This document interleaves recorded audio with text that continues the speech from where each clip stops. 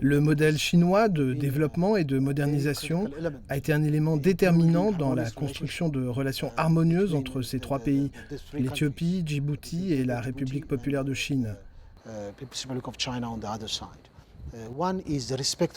Un premier aspect, c'est le respect de la culture de l'autre.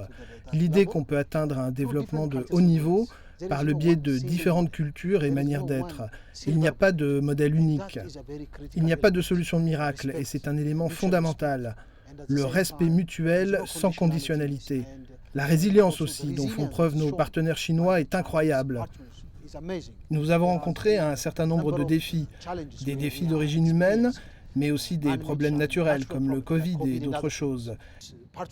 Et ce partenariat a toujours démontré un haut niveau de résilience.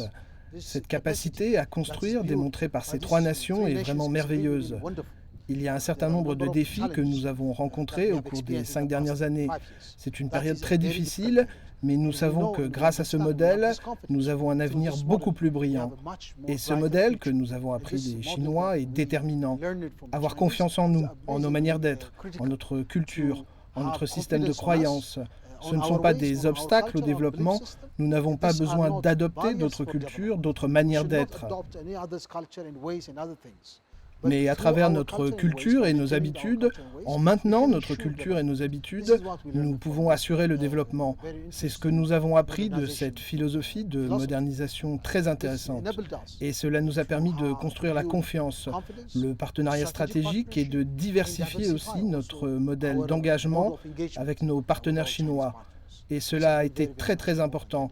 Et je crois aussi qu'un certain nombre de pays africains s'adaptent à cette réalité, parce que nous avons expérimenté différents types de modernisation, vous savez.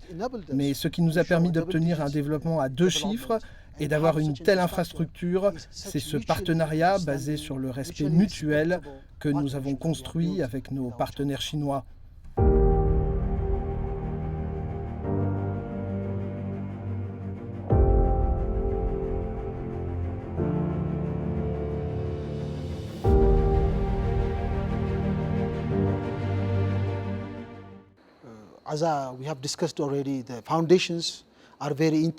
Nous en avons déjà parlé. Les fondations sont très solides. C'est un partenariat stratégique développé à travers le respect mutuel et la volonté d'attirer des investissements directs étrangers. Nous sommes des facilitateurs. Nous invitons un certain nombre d'entreprises différentes à venir ici et investir et nous permettons également aux entreprises qui existent ici de recevoir des produits issus de différentes parties du monde, y compris la Chine, et les capacités des entreprises chinoises en termes de livraison et de respect de nos coutumes et de notre culture ont été un élément essentiel.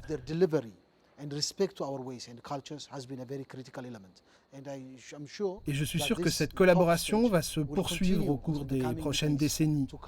Et la contribution est énorme. Nous avons aussi des collaborations avec d'autres entreprises chinoises dans le domaine du ciment, par exemple. Nous allons commencer à transporter du ciment pour la société chinoise Pioneer et d'autres entreprises chinoises sont très désireuses d'entrer dans le secteur logistique et nous avons des pourparlers à ce sujet.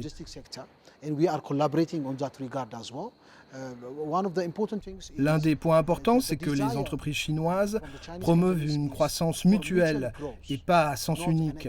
Et cela va dans le sens de l'histoire de la Chine et de l'Afrique. Ce n'est pas une histoire qui tourne autour du colonialisme ou de l'exploitation. C'est une histoire qui s'est établie sur le respect mutuel et le désir de vaincre la pauvreté. Un désir d'élever l'humanité. Et c'est un excellent moyen de construire un partenariat stratégique et de permettre un développement de l'humanité dans son ensemble. Du côté éthiopien et du côté chinois également, et nous espérons que l'implication chinoise dans les relations sino-africaines permettra de surmonter tous les défis et les obstacles qui surviennent parfois entre les différentes parties et que cette relation va s'épanouir. Voilà mon souhait.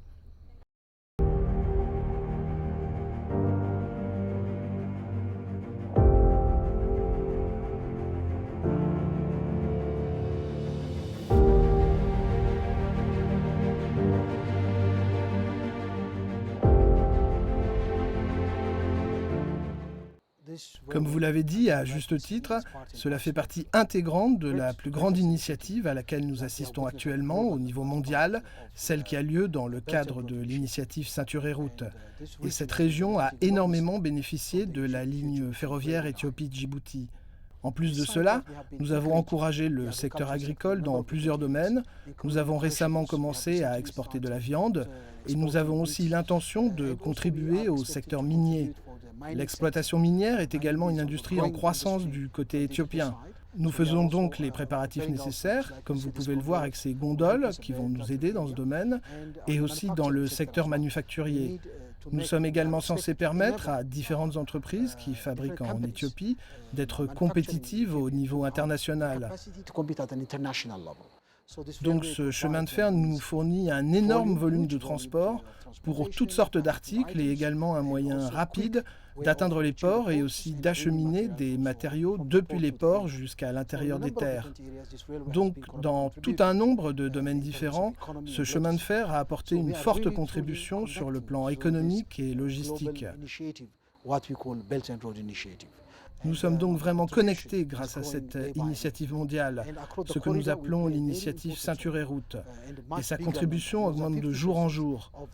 Et à travers le corridor, nous jouons un rôle très important, avec un chiffre beaucoup plus important. Plus de 50% du transport le long du corridor Éthiopie-Djibouti se fait à travers notre chemin de fer. Et ce chemin de fer, il est maintenant largement accepté par les dirigeants politiques, les leaders économiques de la région. Et l'appétit des différentes industries ne cesse de grandir. Nous ouvrons maintenant de nouvelles gares de triage à différents endroits et nous diversifions nos activités. Nous transportons désormais des véhicules, des petits mais aussi des gros véhicules. Nous entrons également dans différents types de marchés. Donc c'est un apport énorme.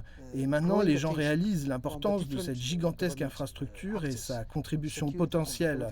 Et nous recevons aussi une attention croissante de la part des différents acteurs gouvernementaux, de la sécurité, des acteurs politiques, d'autant que la protection du chemin de fer s'est améliorée. Et nous souhaitons remercier tous les acteurs qui sont impliqués dans la protection de ce chemin de fer, que ce soit en termes de diversification de l'activité, d'expansion des entreprises existantes, de contribution de la part de nos frères chinois qui travaillent avec nous ici. Tout cela est très très encourageant. Nous avons également une étroite collaboration avec l'ambassade de Chine.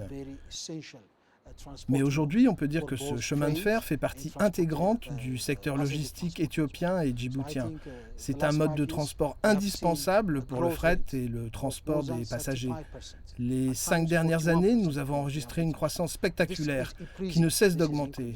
Et pour vous donner une idée, nous prévoyons de doubler nos revenus cette année.